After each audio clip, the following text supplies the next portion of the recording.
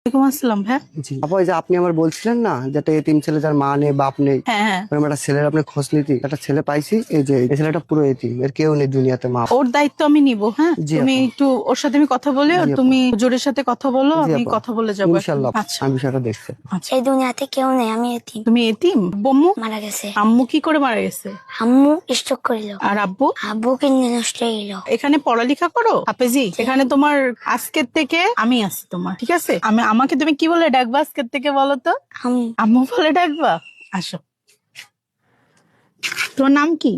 মোহাম্মদ আবির হোসেন। হ্যাঁ, আবির। আবির হোসেন। এই ছোট্ট বাচ্চাটা দেখেন, আব্বু আম্মু কেউ নাই। হ্যাঁ, এই দুনিয়াতে ও একা। তো আমি শুনলাম এই বাচ্চাটার কেউ নাই। তো আজকের থেকে এই বাচ্চার দায়িত্ব আমি নিব। এই বাচ্চার লেখাপড়া, জামা কাপড়, যা যা লাগে, ওর হাফেজি পড়তে যা যা খরচ হয় সবকিছু আমি বহন করব। আজকের থেকে ও বলছে আমাকে ও কি বলে ডাকবা? আম্মু বলে ডাকবা। ঠিক আছে। কি মিষ্টি চেহারা তোমার। হ্যাঁ, আল্লাহ যেন তোমাকে অনেক বড় মাপের হাফেজ সাহেব বানায়। ঠিক আমার আব্বুর মতো। ঠিক আছে, আজকের থেকে তোমার দায়িত্ব আমার। খুশি তুমি? তুমি কি খাবা বলো আজকে, বলো। খাও না। বলো কি খাবা, লজ্জা নেই, বলো। আমাকে বলো তুমি কি খাবা। তুমি যা খাবা আমি তোমাকে তাই খাওয়াবো, বলো। কিছু খাবো না। কিছু খাবা না?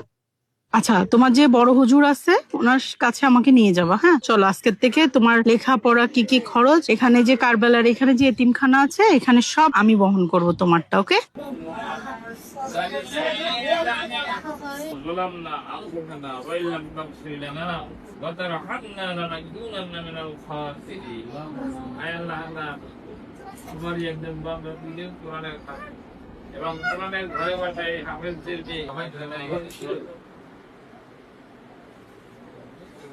ওয়ালাইকুম আসসালাম। হুজুর, এই আবির আপনার এখানেই থাকে। আমি ওই বাচ্চাটাকে চাচ্ছি কি আমি ওর খরচ বহন করব, ওকে আমি লেখাপড়া করাবো। আলহামদুলিল্লাহ, আমাদের মাদ্রাসার ছাত্র ফুল এতিম। আমার এই বোনটি বলছে যে যত যা কিছু এর দায়ভার আমার, আমি সবকিছু ওর খরচ বহন করবো। আল্লাহ পাক আপনাকে তৌফিক দেন, এরকম সকলেই যেন এরকম এতিমদের খেদমত করতে পারে। আল্লাহ পাক হুজুর, সকলকে আমার তৌফিক দেন। আমার আব্বু একজন আর এতিম। এনার আব্বা একজন ভালো হাফেজ ছিলেন। হ্যাঁ, আপনি তো এই জানেন। উদ্দেশ্য করেই উনিও এই বাচ্চাটাকে আমি হাফেজি আর পড়াতে ওনার চাচ্ছি। আব্বা এতিম ছিল, এই জন্য অনেক বুদ্ধি এটাও এতিম। এই হিসেবে ওনার আব্বার নামে এই ছেলেটাকে যতদিন বেঁচে থাকে, মানে পড়াশোনা সমস্ত হ্যাঁ, খরচ উনি আমি বহন করব। আল্লাহ পাক তৌফিক দেন। আলহামদুলিল্লাহ, সবাই বলেন আলহামদুলিল্লাহ।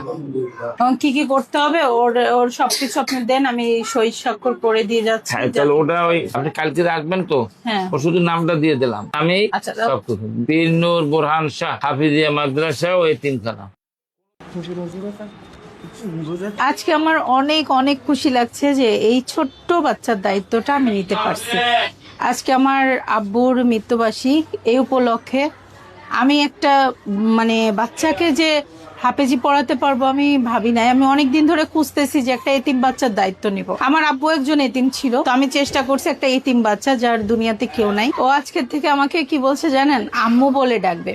তো আমি শুনে খুব খুশি হয়েছি। তো যাই হোক, আপনারা সবাই দোয়া করবেন আমি যেন এই বাচ্চাটাকে একদম আমার আব্বুর মতো হাফেজ করে তুলতে পারি। সবাই এই বাচ্চার জন্য দোয়া করবেন। হ্যাঁ, আল্লাহ হাফেজ।